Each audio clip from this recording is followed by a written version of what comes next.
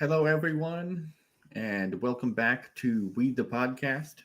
As always, thank you to everyone who has liked, shared, commented, and subscribed. If you believe in constitutional government, limited power, and real accountability, not just performative politics, then helping this podcast grow is one of the most important things that you can do to help get others educated on the Constitution. Algorithm uh, does not reward truth. So I need your help to like, subscribe, and share to help grow this channel and reach more people who are hungry for serious constitutional discussion. As always, if you are interested in going deeper, I encourage you to check out my book, The Last Republican, Thomas Massie and the Death of a Party. It is available on Amazon and Barnes& Noble. The links are in the description. So, in our previous episode, we spoke about term limits, why they are so popular, why they were not included in the Constitution, and why our founding fathers warned against them.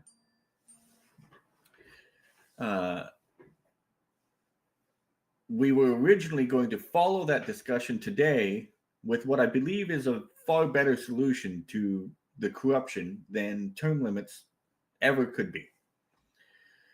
Because over the last few days, however, events have unfolded that force us to confront something much more immediate: federal power, law enforcement accountability, and whether the same people who claim to oppose tyranny are willing to confront it when it wears their team's jersey. So the alternative solution to term limits will have to be postponed until next week. Today we have to deal with reality. The core question.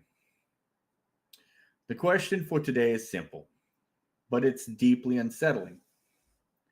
Do constitutional rights only matter when they are politically convenient? Or do they matter always, especially when the government is wrong? Because if the Constitution only protects people we like, then it protects nobody at all. Let's slow that down for just a moment and really let it sink in. Every constitutional right ever written exists for one primary reason. It is to restrain power, not to reward virtue, and not to protect people we agree with, but to place hard limitations on what the government may or may not do, especially in moments of fear, anger, or political pressure. If rights can only apply when we approve of the person exercising them, then those rights are not protections at all. They are permissions. And permissions can be revoked. This is where many people get lost. They assume the Constitution is meant to protect good people from bad government. That is only half true.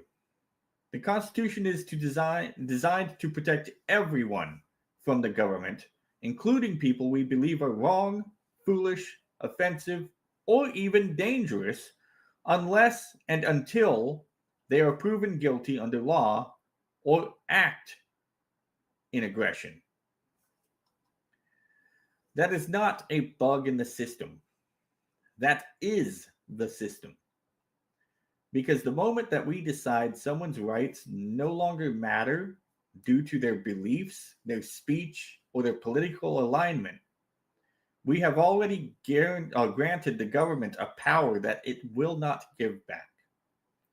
History shows us this over and over again. The government never says, we are suspending rights for everyone. It says only for them, only for extremists, only for threats, only for people who make us uncomfortable. How many times have we conservatives been called extremists or terrorists when the left is in power? And every time that argument succeeds, the circle gets wider. This episode is not about defending any one individual. It's about defending the standard. Because once that standard collapses, outcomes become arbitrary. And arbitrary power is the opposite of constitutional government.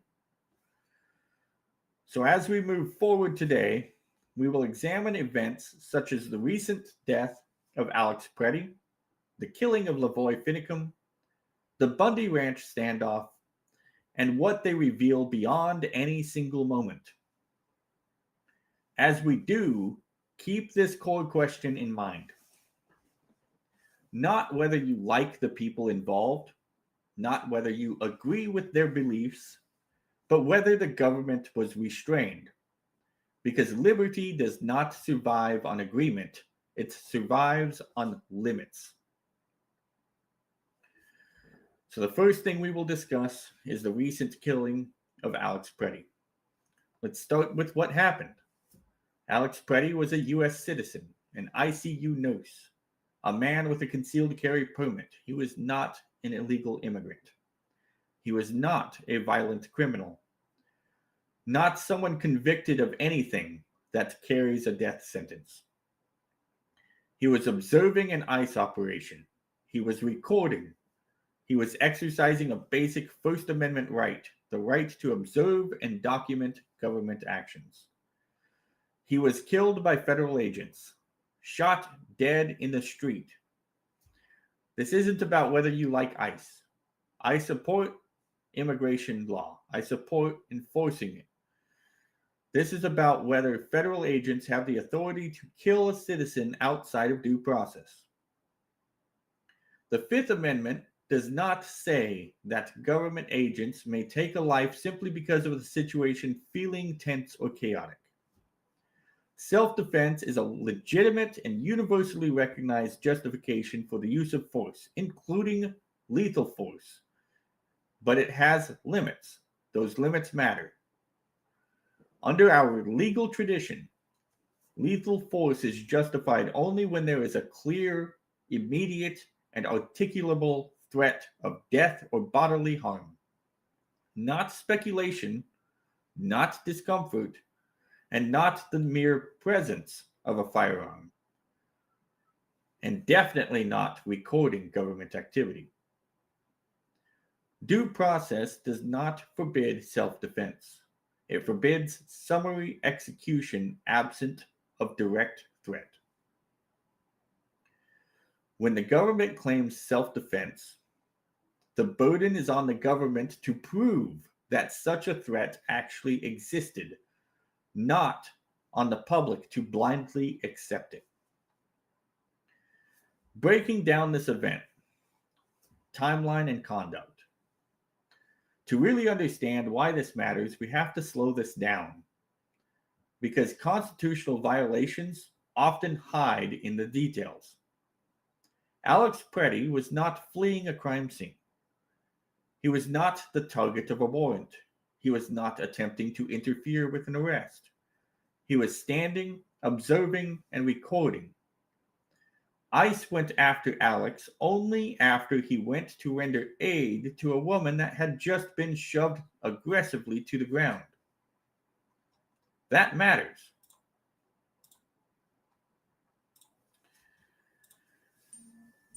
The Supreme Court has long recognized that citizens have the right to observe and record law enforcement in public spaces. The right exists precisely because transparency is one of the few checks ordinary people have against abuse of power. At no point prior to the use of force was there a publicly demonstrated direct threat of public or deadly harm. There was no charging movement towards agents. There was no weapon raised or brandished. There was no clear, observable intent to use lethal force. There was no obstruction of law enforcement. There was no one being detained. And there was no one under arrest. No law enforcement action was being interfered with in any meaningful way.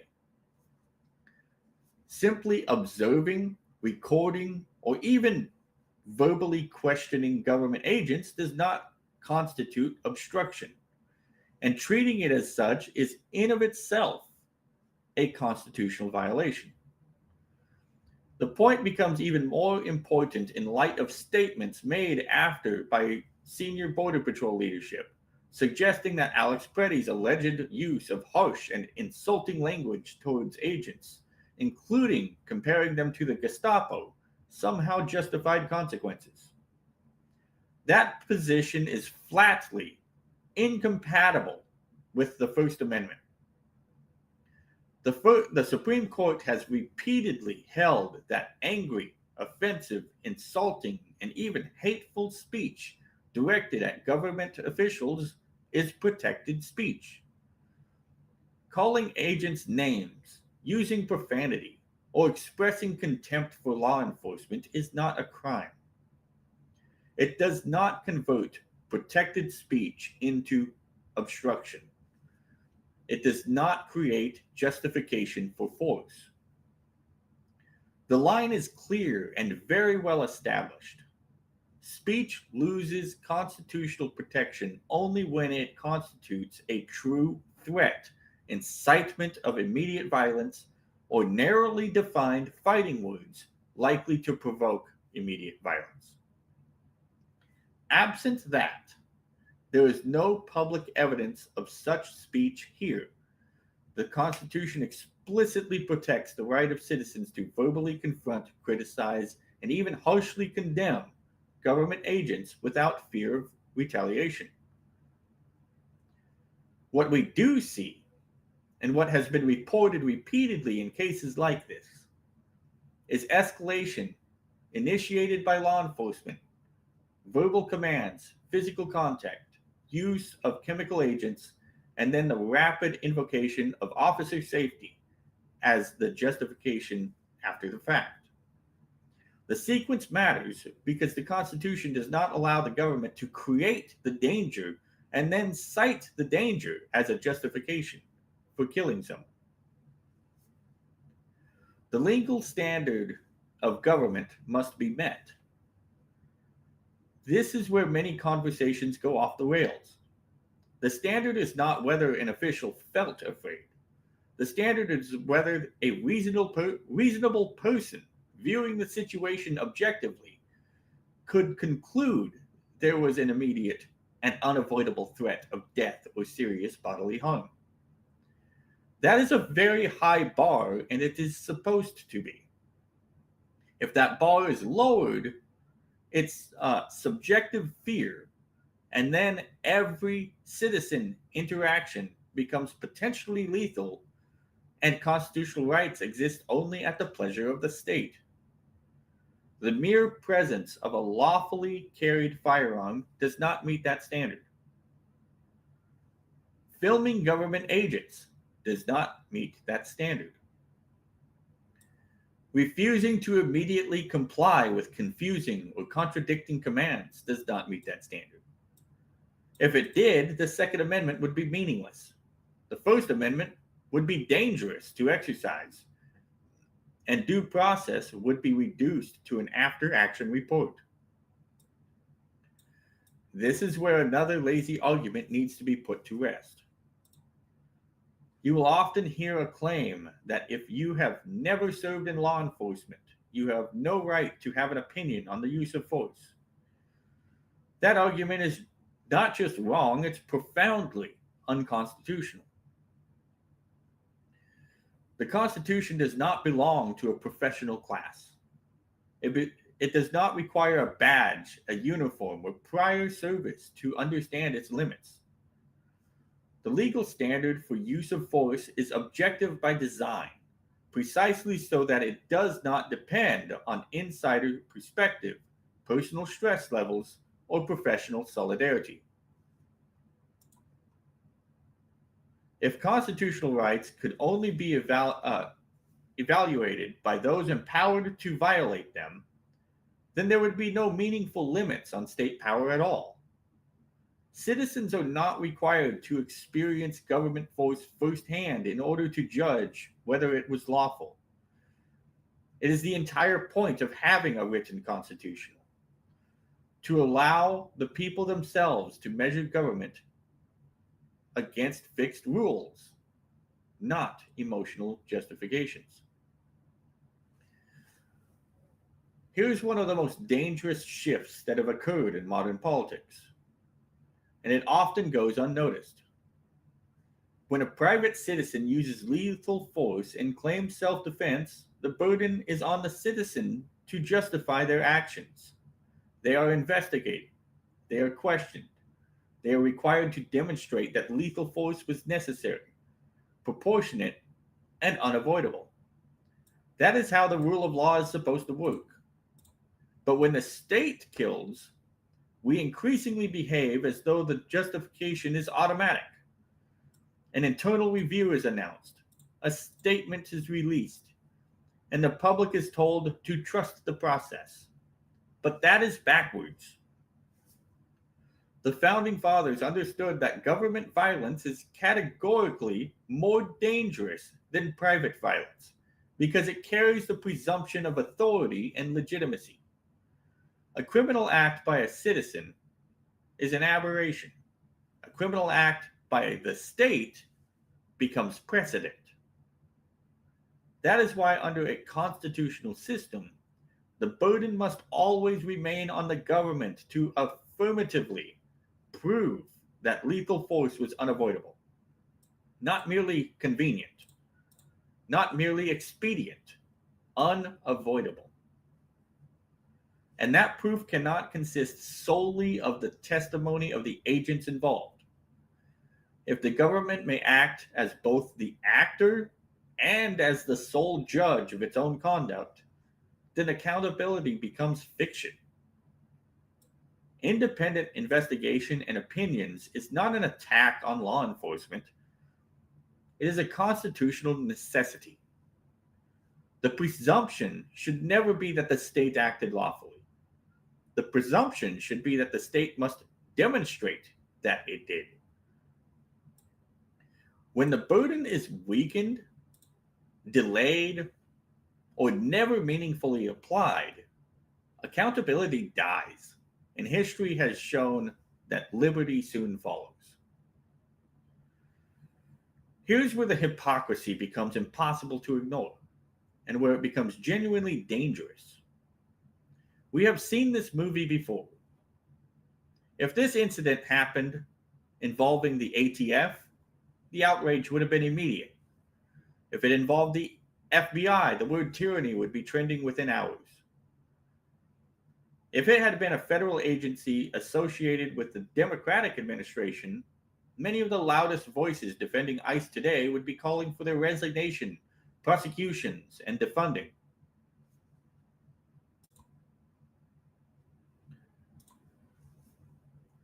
The double standard is not an accident.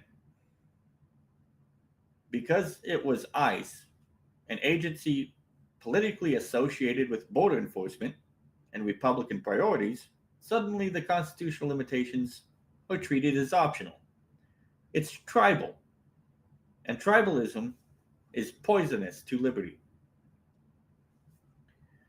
We are now hearing prominent conservatives voices claiming that you shouldn't bring a firearm to a protest, and watching large segments of the MAGA movement parrot the lines without hesitation.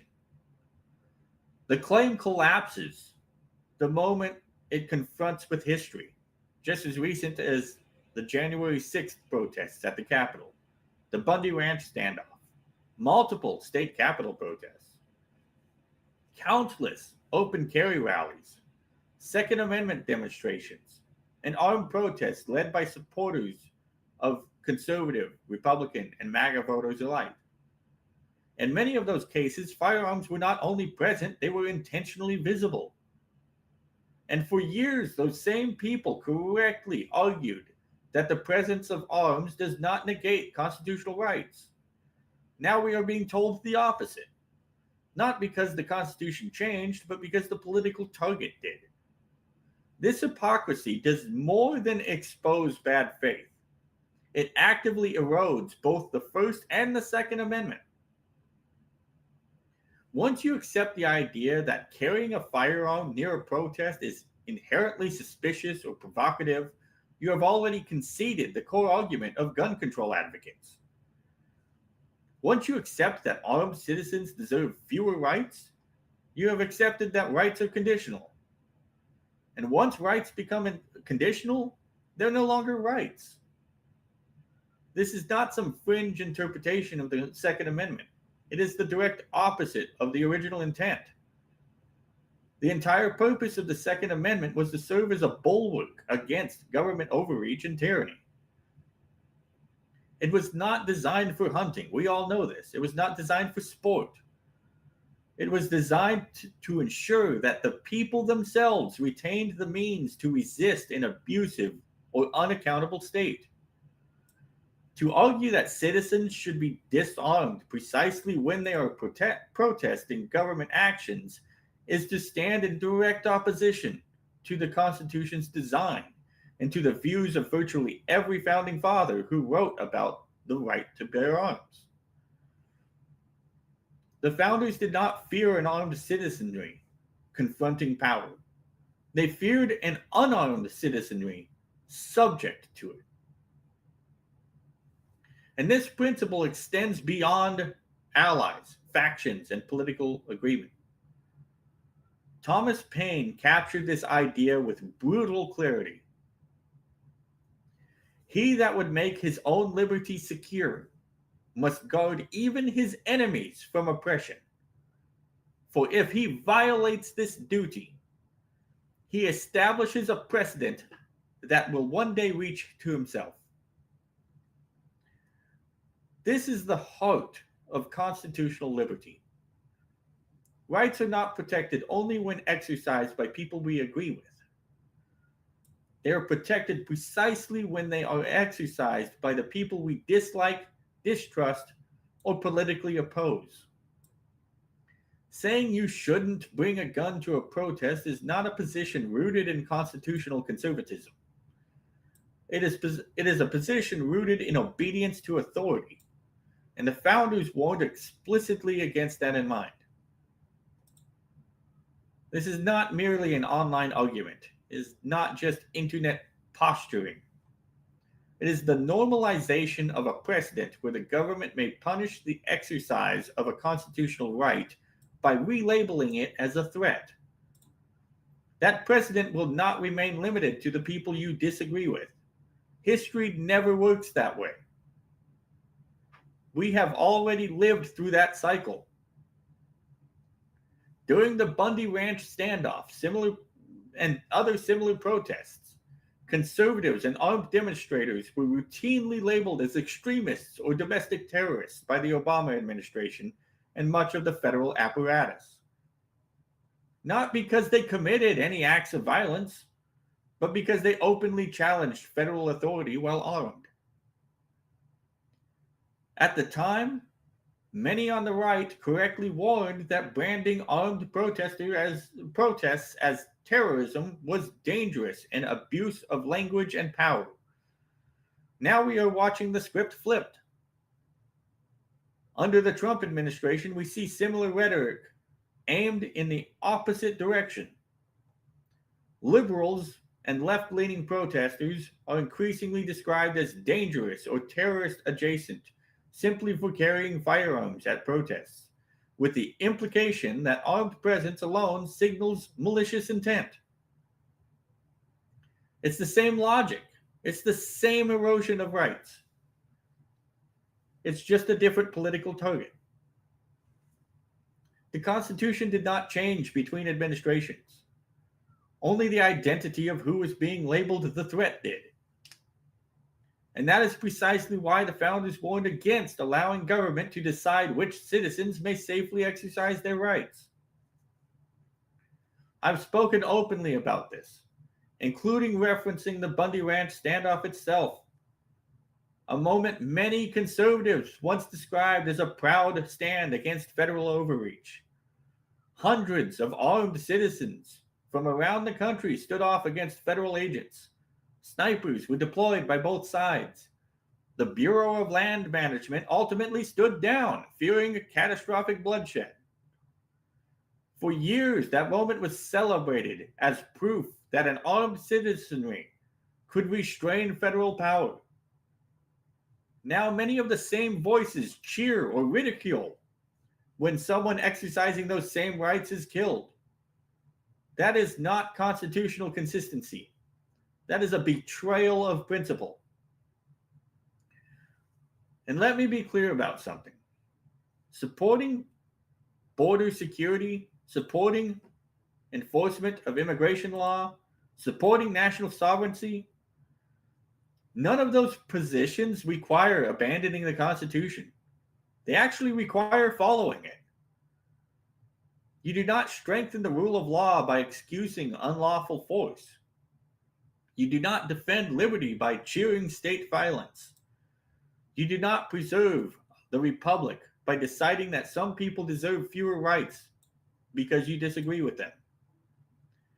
If we cannot defend constitutional rights when they protect unpopular speech, unpopular people, or politically inconvenient targets, then we never believed in those rights to begin with. That is not conservatism. That's tribal loyalty to power. Now let's rewind to 2016. The timing of this matters because January 26th of 2016, just this Monday, marks the 10-year anniversary of when Lavoy Finicum was gunned down by law enforcement connected to the Malheur wildfire refuge occupation. That anniversary passed with remarkably little reflection from many of those same voices who once treated Finicum's death as a defining example of federal overreach. Lavoy Finicum was not convicted of a capital crime. He was not sentenced to death by a jury of his peers, yet he was killed by government agents. That is the starting point, and that matters. At that time, the outrage from conservatives was immediate and intense. There were calls for investigation. There were accusations of tyranny. There were widespread claims that the federal law enforcement had crossed an unconstitutional line. And many of those same criticisms were grounded in legitimate concerns about the use of force, escalation, and accountability. It is also important to remember what happened after the outrage. Despite video evidence, eyewitness accounts, and the fact that Finicum was shot in the snow with his hands raised in the air, the courts ultimately found no wrongdoing by the agents involved.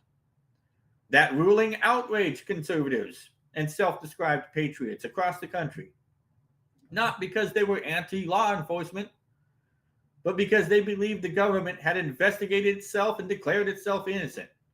And that outrage was justified. It was a stark reminder of an uncomfortable truth. When government actors are accused of wrongdoing, the system has a powerful incentive to protect itself. That history is not only academic, it forces a hard question in the present. If the government could investigate itself and find no wrongdoing then, even amid national outrage, why should we assume that it is not attempting to do the same thing now? Especially when official accounts surrounding Alex Pretti's death appear to shift, evolve, and recharacterize as new information and misinformation emerges. Changing narratives does not automatically prove misconduct, but they absolutely justify skepticism. And this is where an essential constitutional principle must be stated clearly. Skepticism of government power is not cynicism.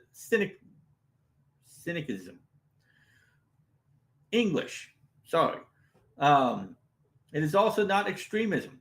It's also not anti-law enforcement.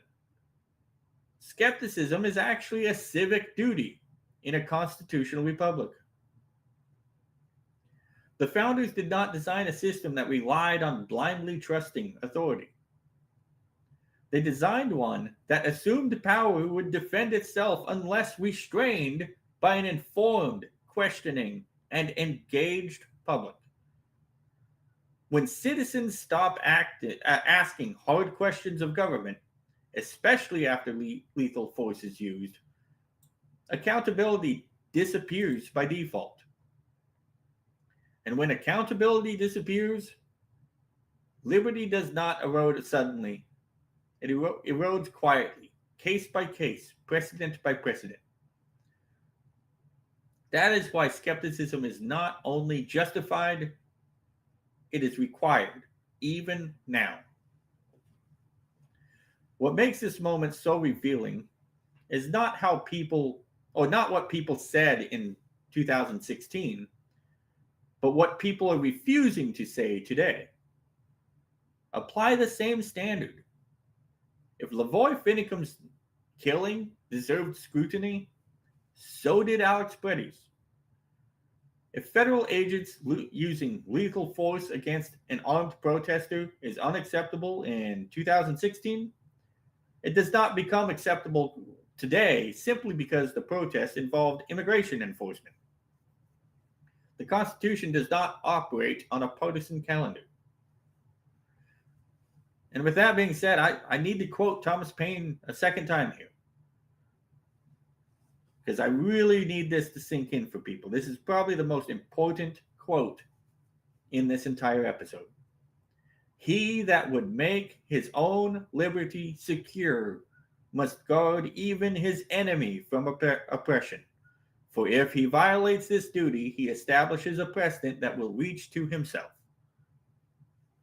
It captures the idea of inevitability, the reality that abuse of power never stays constrained to one faction, one ideology, or one moment in time. During the Bundy Ranch standoff and the killing of Lavoy Finicum, many liberals and Democrats saw nothing wrong with the federal government threatening, injuring, or killing other Americans. Not because those actions were constitutional, but because the people on the receiving end held a different political view. The abuse was excused because the targets were politically inconvenient.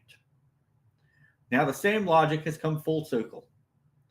Liberals and Democrats increasingly find themselves on the receiving end of the very same strong-arm tactics, rhetorical justifications, and state violence that were once defended or minimized when used against conservatives.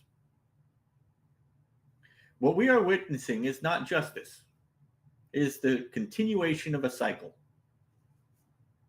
Every time we justify it, excuse it, or cheer it on because it happened to someone we disagree with, we do not break that cycle. We entrench it. We harden it.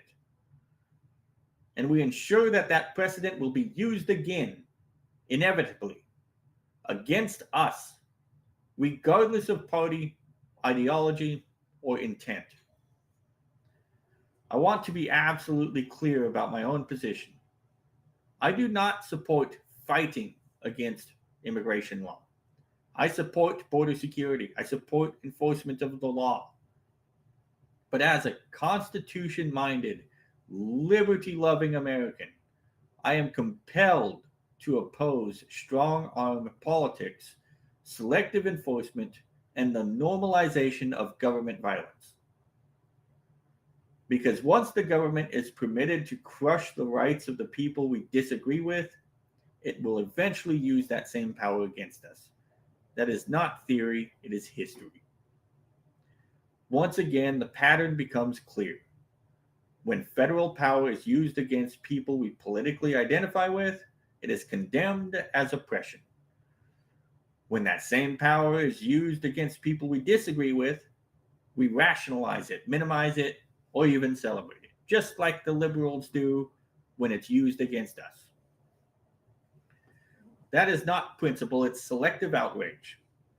The Constitution cannot survive selective outrage.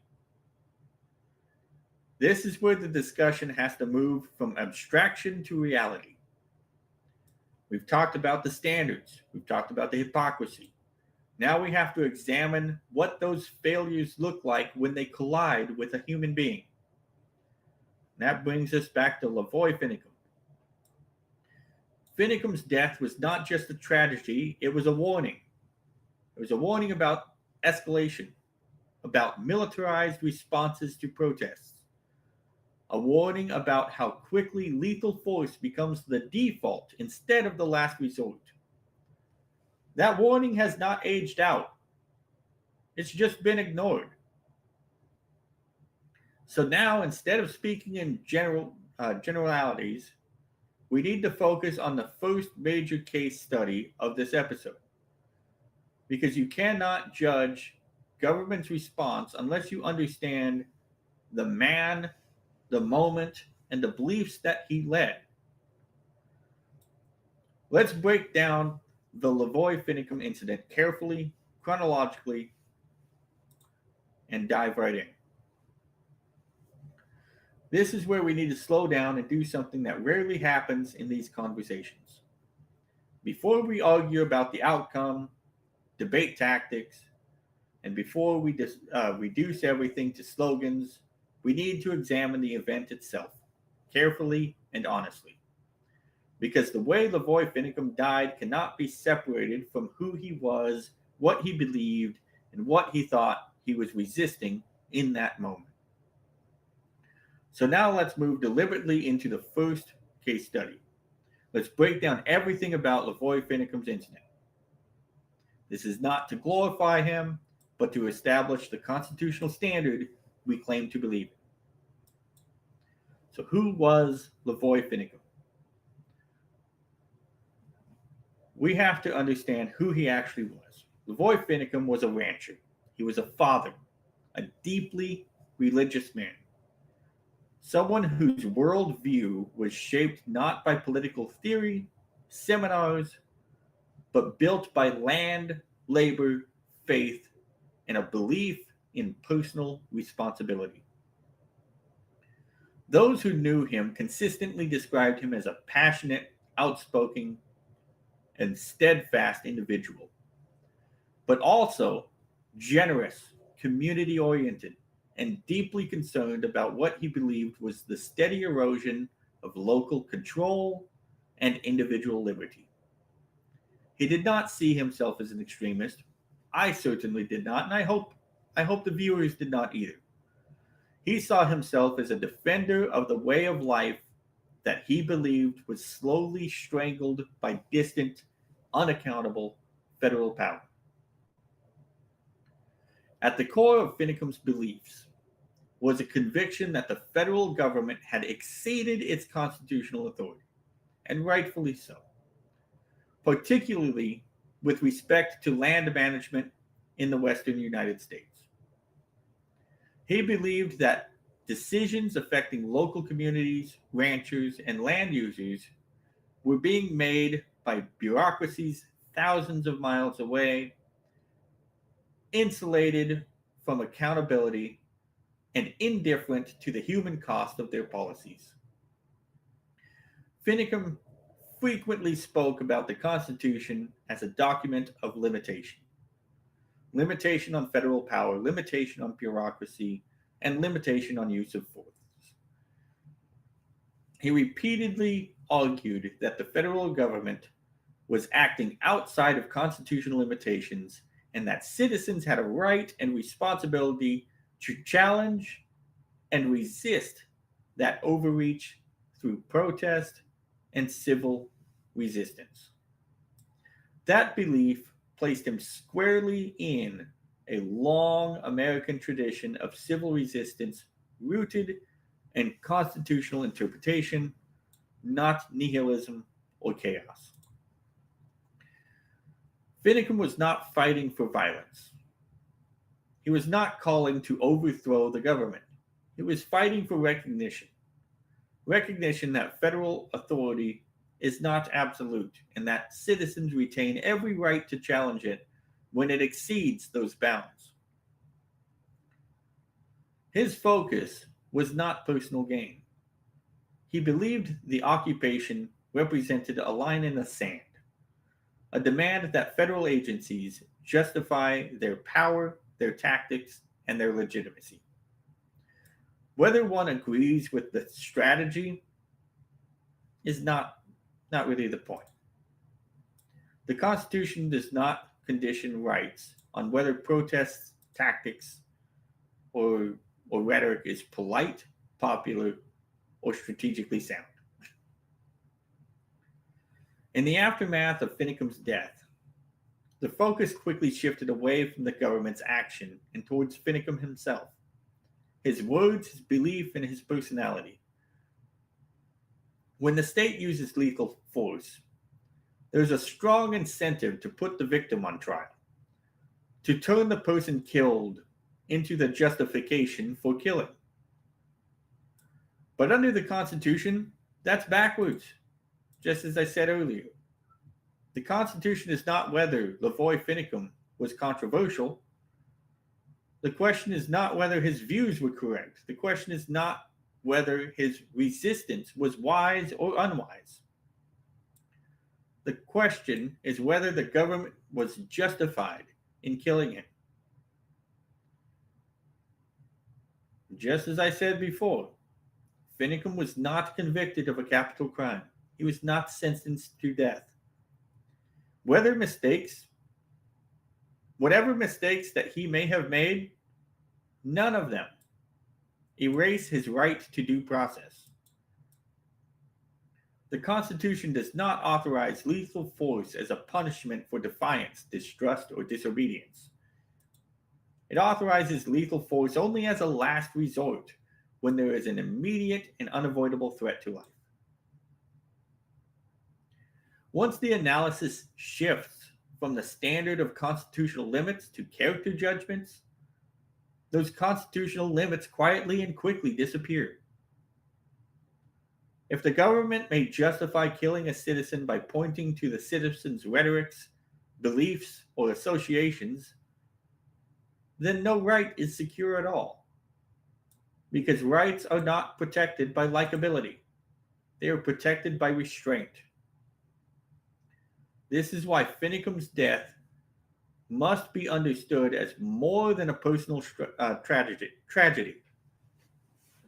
It represents a decision by the state, a decision to escalate to lethal force rather than de-escalate, contain, or arrest. The decision deserves scrutiny regardless of who the person was. That is the standard. Not agreement, not approval. Finicum's death was not just about how he died. It was about what the government chose to do when confronted with resistance. And it is about what we as citizens choose to accept in response. This is the most uncomfortable truth. Many of the people who once demanded accountability for Finicum now turn a blind eye or even cheer when federal force is used against someone protesting ICE. In both cases, the individual was not acting with violence. Neither Finicum nor the ICE protester was actively attacking anybody. Neither was firing a weapon. Neither used a direct threat of deadly harm. The only thing that changed is the identity of the protester. The danger did not change. The precedent did not change. The politics did. When protest challenges federal authority, the response is increasingly militarized. When the victim is politically inconvenient, accountability becomes optional. When accountability becomes optional, liberty is on life support. So I want to also take a moment to talk about the Bundy Ranch standoff. The Bundy Ranch standoff revealed something deeply uncomfortable, not because of who people supported, but because it exposed how power behaves when it is visibly constrained. In April of 2014, hundreds of armed citizens from across the country converged on Bundy Ranch in Nevada. They did not arrive quietly. They arrived openly armed, rifles, plate carriers, sidearms. Many were veterans. Many were ordinary citizens. Some were militia affiliated. Others were not. What matters was not uniformity, it was the visibility. Federal agents were not facing one or two isolated protesters. They were facing a large, decentralized group of armed citizens positioned across terrain, elevations, and access points. The BLM and federal law enforcement units deployed snipers. Armed citizens responded in kind, taking overwatch positions, controlling lines of approach. This was not symbolic. This was a real standoff with real weapons and real consequences. If violence erupted, people on both sides would have certainly been killed, not dozens, potentially hundreds. And everyone involved knew it. I distinctly remember a joint call during these events with a man named Eric Ron, who at the time served as chairman of the United American Advisory Council. He asked a question on this call that cut through the noise and really clarified the stakes. He asked, "Are we here as martyrs? If we truly want change, we have to be the difference we want to see. In other words, walk the walk. Don't just talk it." That statement carried enormous weight in that moment.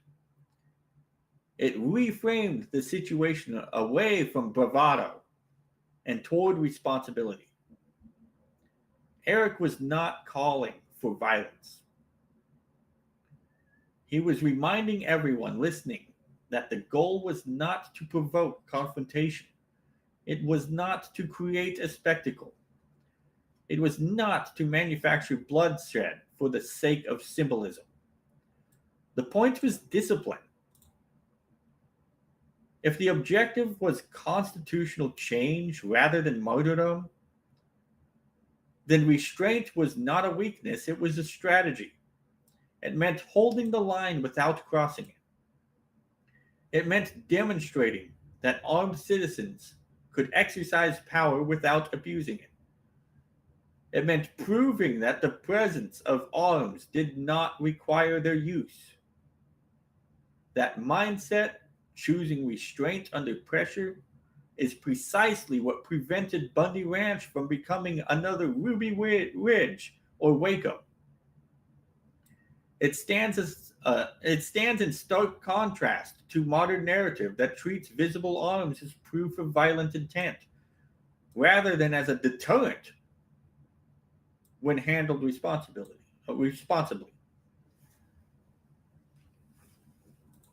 That reality is precisely why what happens next matters. Federal agents also chose restraint. They negotiated, they disengaged, and ultimately the Bureau of Land Management withdrew. No shots were fired. Nobody was killed. Not because the situation was safe, but because escalation carried unacceptable cost. This matters because in demonstrations,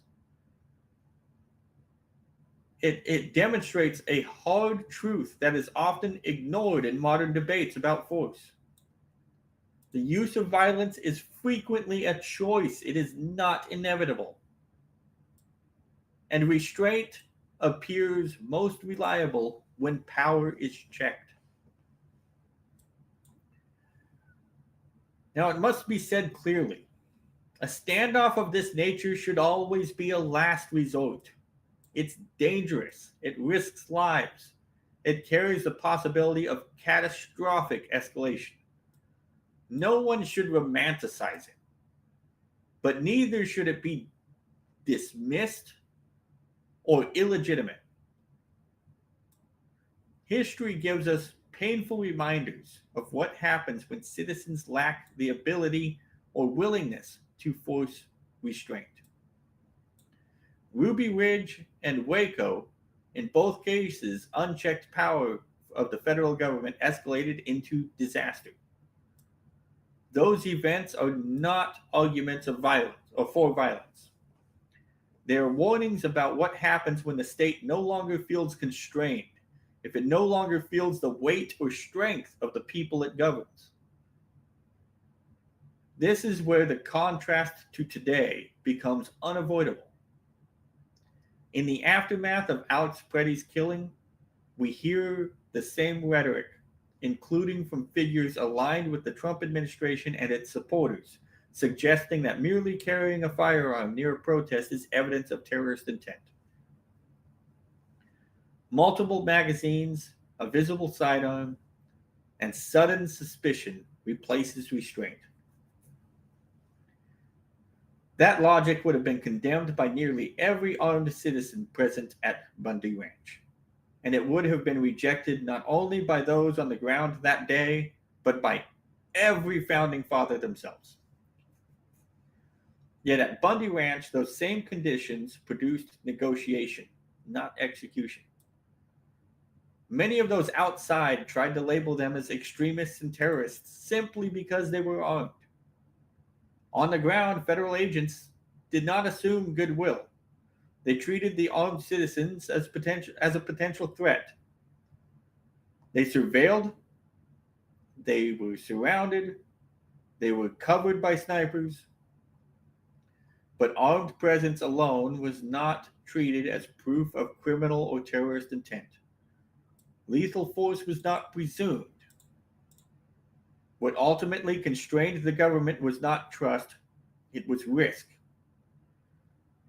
Federal agents understood that escalation would be costly, not abstractly, but immediately and materially, because the people were openly exercising their constitutional right to resist government overreach.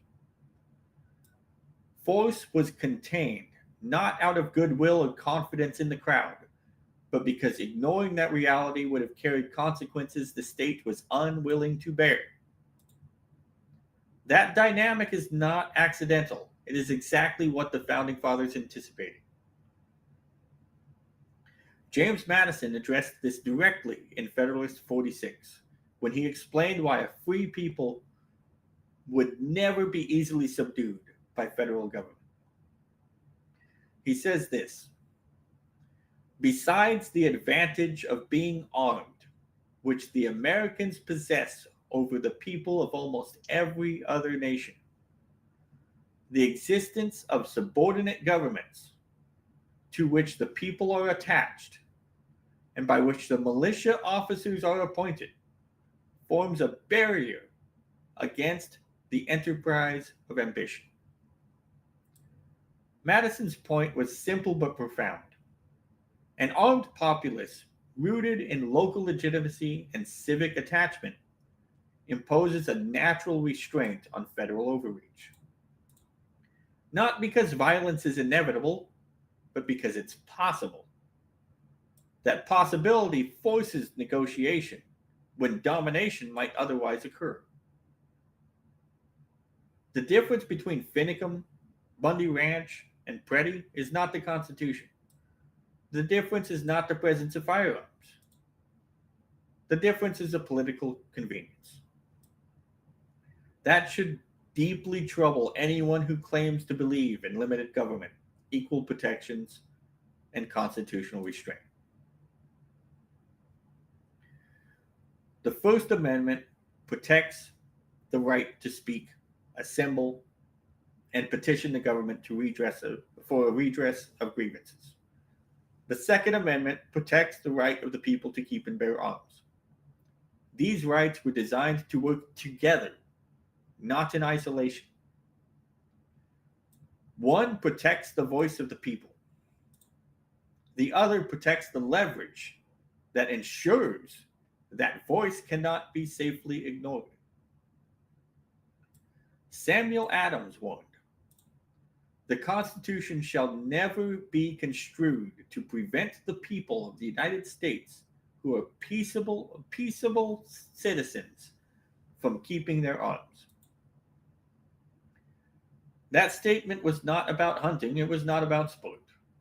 It was about ensuring that government power never becomes so insulated that it no longer feels accountable to the people it governs.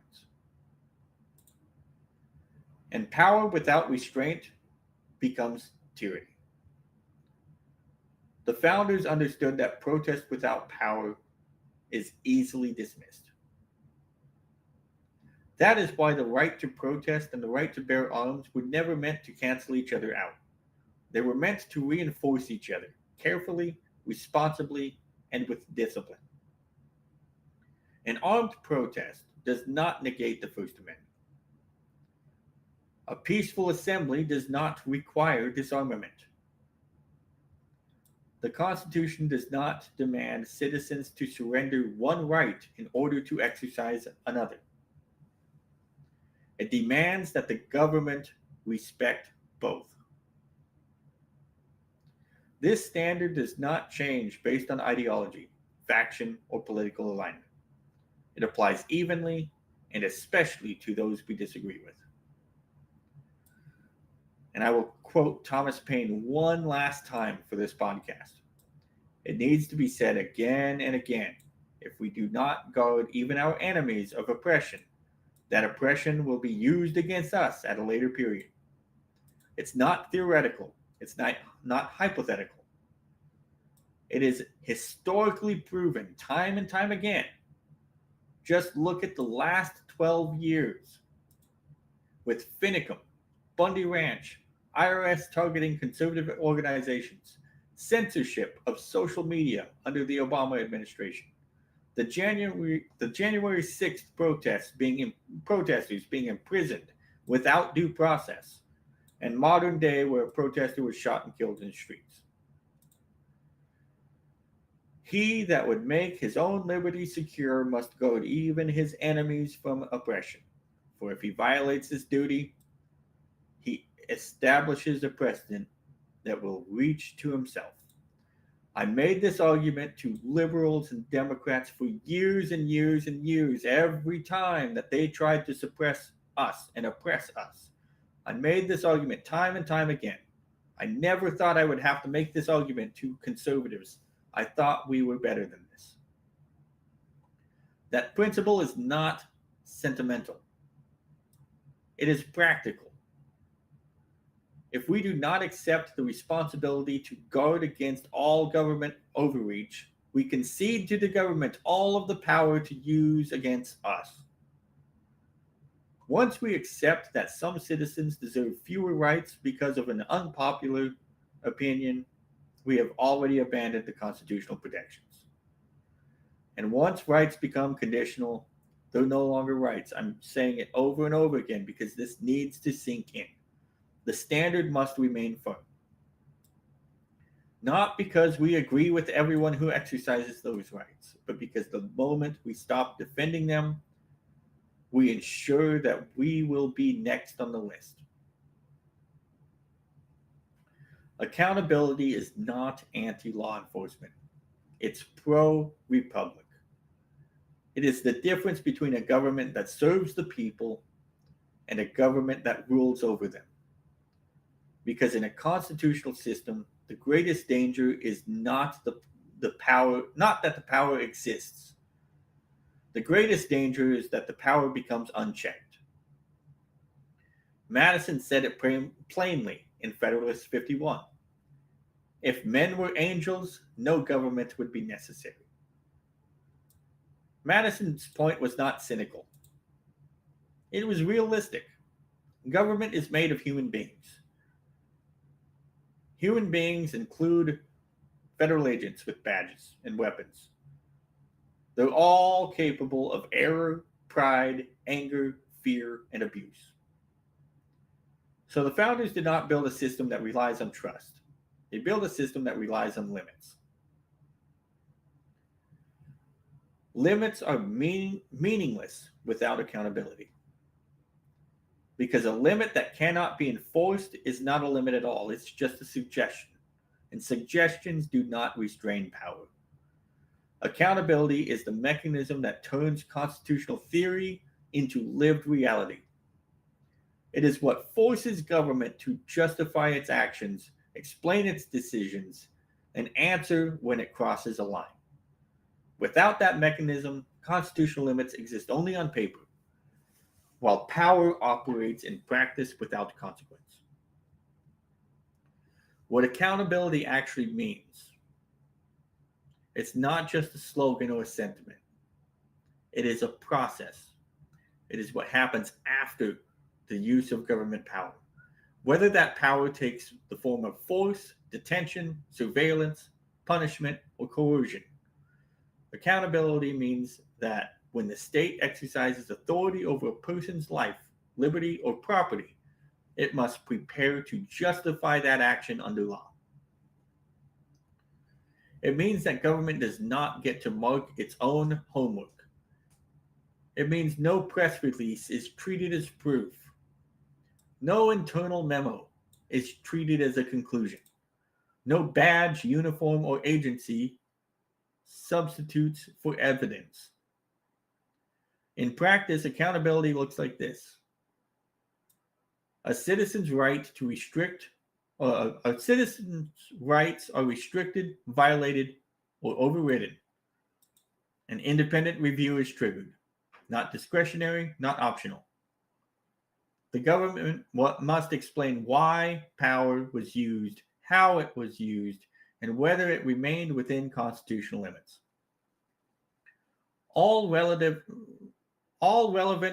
evidence must be preserved and made available.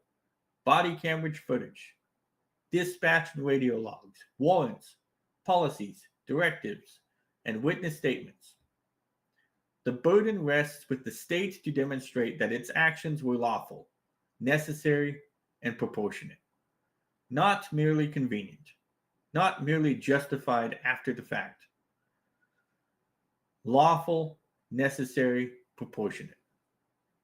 And if that standard is not met, consequences follows. Not excuses, not reassignment, consequences.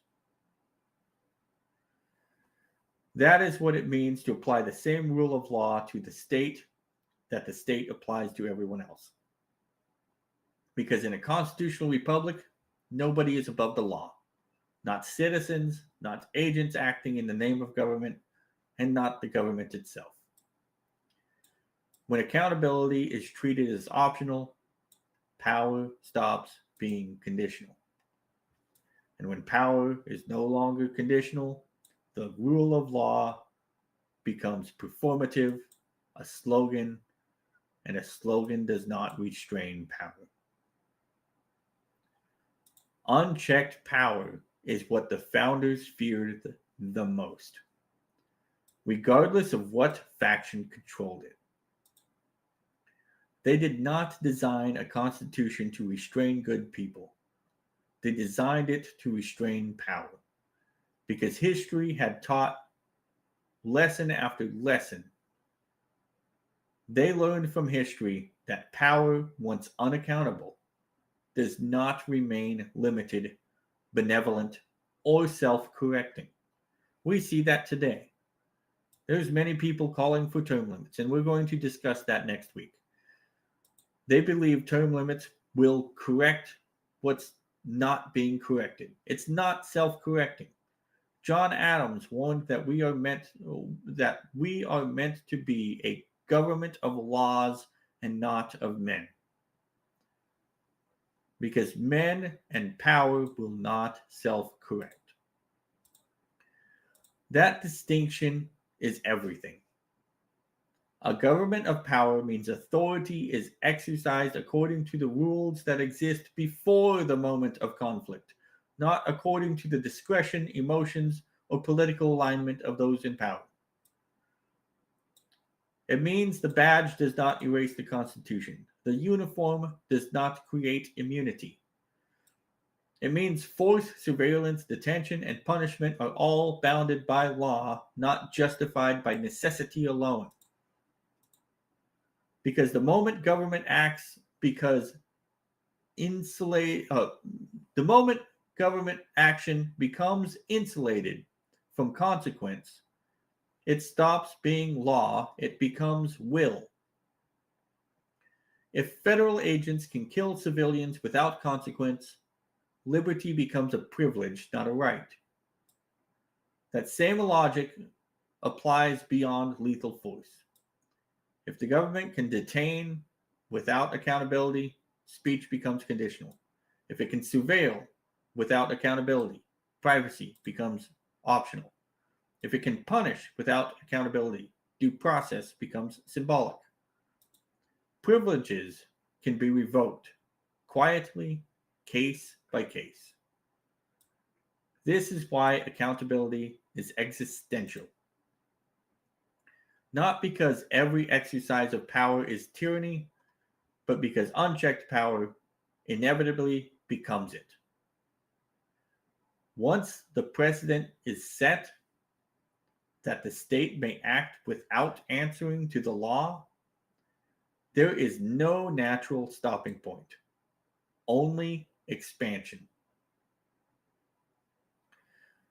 And I want to give a word to Republicans and MAGA specifically. This is where accountability has to become personal. If you demanded accountability at Ruby Ridge, you don't get to shrug your shoulders now. If you demanded accountability at Waco, you don't get to cheer now. If Lavoy Finicum's killing alarmed you, you don't get to dismiss federal force when it targets someone else. If the Bundy Ranch standoff proved to you that restraint matters, you don't get to abandon that lesson when the politics change. And if you condemn the mass detention of prolonged imprisonment of January 6th protesters without timely due process, you don't get to excuse similar abuses when they are carried out by the agency you currently support. The moment your standard depends on the agency, the administration, or the politics, you have abandoned principle. And when conservatives abandon principle, what remains is not conservatism. It is loyalty to power. And loyalty to power is the seed of tyranny, even if not immediate. What happens if we do not have accountability? First, the government lowers the standard just a little bit. It lowers the standard just a little bit. Then it broadens the category just a little bit. Then it expands the target just a little bit. And eventually, the rights that you thought were safe become dangerous to exercise. Speaking becomes provocation. Recording becomes interference. Carrying becomes terrorist intent. And due process becomes an after-action report. That is what a republic looks like when accountability collapses. So this is the line in the sand. Not whether you like Lavoy Finicum, not whether you agree with Alex Pretti, not whether you support border enforcement. The question is whether government remains bound by law. Because once the government is no longer bound by law, the rest is just paperwork. And in that world, liberty dies. So in closing, I want to say that the Constitution does not belong to the left or the right. It belongs to all of the people. And the moment we excuse abuses because they come from our side, we abandon the very principles that we claim to defend. Hopefully next week, assuming nothing chaotic happens again, we will return to the topic intended for today, an opportunity to fix our House of Representatives in a more meaningful way than term limits ever could. Until then, please remember, liberty survives only when the people demand it. If you found this episode valuable, please like, subscribe, and share. And don't forget to check out The Last Republican. Links are